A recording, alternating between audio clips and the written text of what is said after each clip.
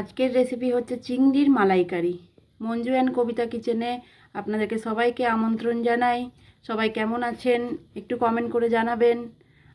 আমরা সবাই ভালো আছি আমাদের বাড়ির। আপনারা কেমন আছেন একটু জানাবেন।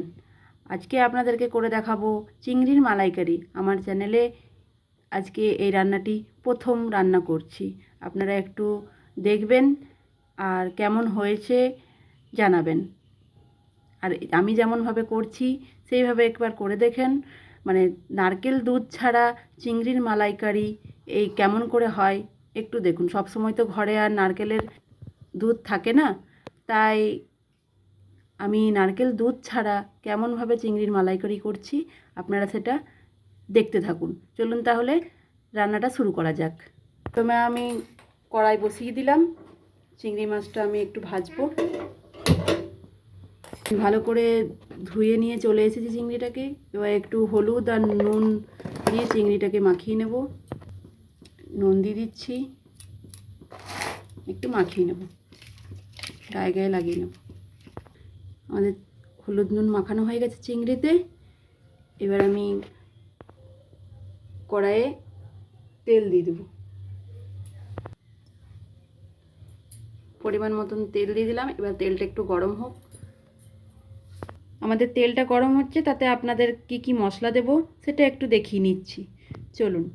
আমি এখানে পেঁয়াজ কেটে নিয়েছি, এখানে টমেটো কুচি করে নিয়েছি, এখানে 4টা লঙ্কা নিয়ে নিয়েছি, এখানে 2 কোয়া রসুন নিয়ে নিয়েছি, এখানে একটু আদা কুচি নিয়ে নিয়েছি। এবার এগুলো একটু পেস্ট বানিয়ে নেব। এবার আমাদের তেল গরম হয়ে গেছে। আমি চিংড়িটা এবারে ছেড়ে দেবো, ভাজা করার জন্য। আমার মাছটা ভাজা হোক, তাতে আমি মশলাটা একটু করে নিই।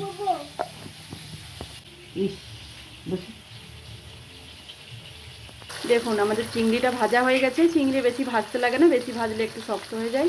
তাই হালকা আমি একটু খালি ভেজে নিয়েছি। এবার আমি উঠিয়ে নেব।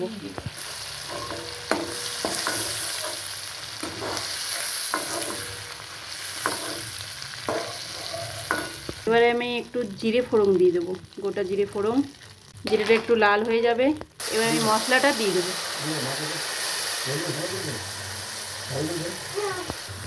একটু ধনে জিরে দিয়ে দিলাম গুঁড়ো। আপনারা ভাবছেন হয়তো নারকেল দুধ ছাড়া কি করে চিংড়ির মালাইকারি। তো একবার আমার ভিডিওটা পুরোটা দেখুন, আপনারা বুঝতে পারবেন। একদম চিংড়ি মাছের মালাইকারির মতনই টেস্ট হবে। সবসময় তো নারকেল বাড়িতে থাকে না, তাই এই পদ্ধতিতে একবার বানিয়ে দেখুন। আমার পুরো ভিডিওটা দেখতে থাকুন, তাহলেই আপনারা বুঝতে পারবেন। আন্দাজ মতন একটু নুন দিয়ে দেবো। আমাদের মশলাটা কষানো হয়ে গেল ভালো করে, দেখুন। এবার যেটা দিব সেটা আপনারা দেখুন। এই দেখুন, এটা আমুল দুধ যে হয় সবার বাড়িতেই থাকে, সেই দুধ আমি একটু গরম জলে গুলে নিয়েছি, 10 টাকার দুধের মতন। তারপরে সেই দুধটা কষানোর পরে দিচ্ছি আমি মশলা কষানো। তাহলে বন্ধুরা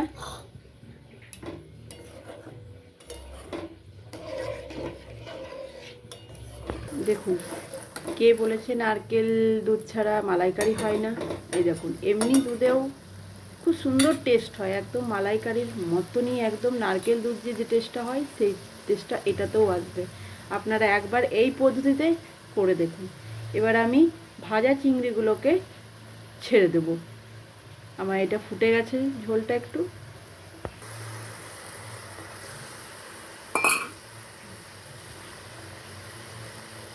এবার আমি একটু ফুটিয়ে একটু গায়ে গায়ে করে নেব। আমাদের মালাইকারি একদম রেডি হয়ে গেছে। এবার এটাকে নামিয়ে নেব।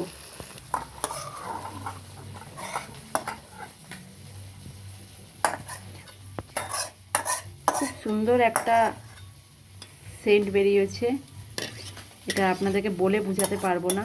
আপনারা এইভাবে একবার করে দেখুন। নারকেল না থাকলে কি আছে, এইভাবেও মালাইকারি করা যায়। একবার এইভাবে করে দেখুন, অবশ্যই ভালো হবে। আর আমাকে জানাবেন আমার এই রান্নাটা কেমন হয়েছে, আপনাদের কেমন লাগলো অবশ্যই জানাবেন। আর নতুন বন্ধু থাকলে একটু চ্যানেলটাকে সাবস্ক্রাইব করে দেবেন, লাইক করতে ভুলবেন না যেন। ভালো থাকুন, সুস্থ থাকুন। আবার একটা নতুন রান্না নিয়ে আপনাদের কাছে আমি আসবো। টাটা।